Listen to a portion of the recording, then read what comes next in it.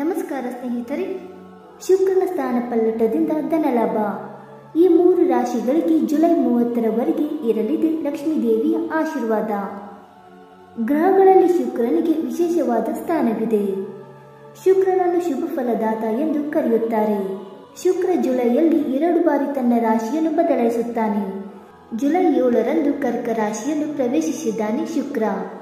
ಈ ಸ್ಥಾನ ಬದಲಾವಣೆಯಿಂದ ಕೆಲವು ರಾಶಿಯವರಿಗೆ ಲಕ್ಷ್ಮೀದೇವಿ ಒಲಿಯಲಿದ್ದಾಳೆ.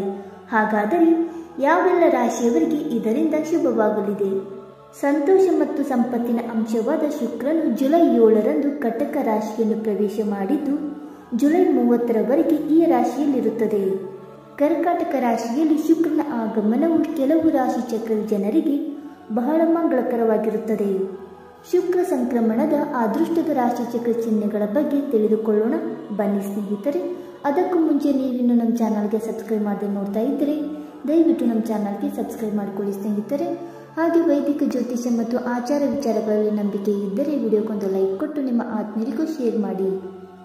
ಮೊದಲನೇದಾಗಿ ಮೇಷರಾಶಿ. ಈ ರಾಶಿಯವರಿಗೆ ಸಂಸಾರಿಕ ಸುಖ ವೃದ್ಧಿಯಾಗಲಿದೆ. ಸಂಗಾತಿಯೊಂದಿಗೆ ಉತ್ತಮ ಸಮಯವನ್ನು ಆನಂದಿಸುವಿರಿ ಮತ್ತು ಜೀವನವು ಆನಂದಮಯವಾಗಿರುತ್ತದೆ. ಆರೋಗ್ಯ ಕೂಡ ಸುಧಾರಿಸಲಿದೆ. ಈ ಸಮಯದಲ್ಲಿ ನೀವು ಸಮಾಜದ ಪ್ರಭಾವಿ ವ್ಯಕ್ತಿಗಳನ್ನು ಭೇಟಿಯಾಗಲಿದ್ದೀರಿ. ಇದು ಅವರ ವೃತ್ತಿ ಜೀವನದಲ್ಲಿ ಅವರಿಗೆ ಹಲವು ಪ್ರಯೋಜನಗಳನ್ನು ನೀಡಲಿದೆ. ಎರಡನೇದಾಗಿ ಕಟಕ ರಾಶಿ. ಈ ರಾಶಿಯವರ ಮನೆ ಅಥವಾ ಕುಟುಂಬದಲ್ಲಿ ಏನಾದರೂ ಶುಭ ಸಂಭವಿಸುವ ಸಾಧ್ಯತೆ ಇದೆ. ಹೊಸ ಆದಾಯದ ಮೂಲಗಳನ್ನು ಕಾಣಬಹುದು.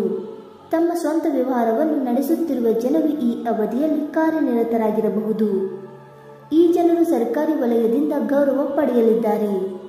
ನಿಮ್ಮ ವೃತ್ತಿ ಜೀವನವು ಉತ್ತಮ ಅವಕಾಶಗಳಿಂದ ತುಂಬಿರುತ್ತದೆ. ಮೂರನೆಯದಾಗಿ ತುಲಾರಾಶಿ. ಈ ರಾಶಿಯವರಿಗೆ ಶುಕ್ರನು ಶುಭ ಫಲಿತಾಂಶಗಳನ್ನು ತರುತ್ತಾನೆ. ಈ ಅವಧಿಯು ನಿಮಗೆ ಸಂಪತ್ತು ಮತ್ತು ಜ್ಞಾನವನ್ನು ಹೆಚ್ಚಿಸುತ್ತದೆ ಮತ್ತು ಸಂತೋಷ ಮತ್ತು ಸಮೃದ್ಧಿ ಹೆಚ್ಚಾಗುತ್ತದೆ. ವ್ಯಾಪಾರದಲ್ಲಿ ಲಾಭವೂ ಇರುತ್ತದೆ.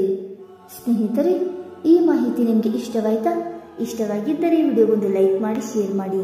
ಹಾಗೆ ನಿಮ್ಮ ಅನಿಸಿಕೆ ಮತ್ತು ಅಭಿಪ್ರಾಯಗಳನ್ನು ತಪ್ಪದೇ ಕಮೆಂಟ್ ಮೂಲಕ ತಿಳಿಸಿ ಸ್ನೇಹಿತರೆ. ವಿಡಿಯೋ ನೋಡಿದ್ದಕ್ಕಾಗಿ ಧನ್ಯವಾದಗಳು. Thank you so much.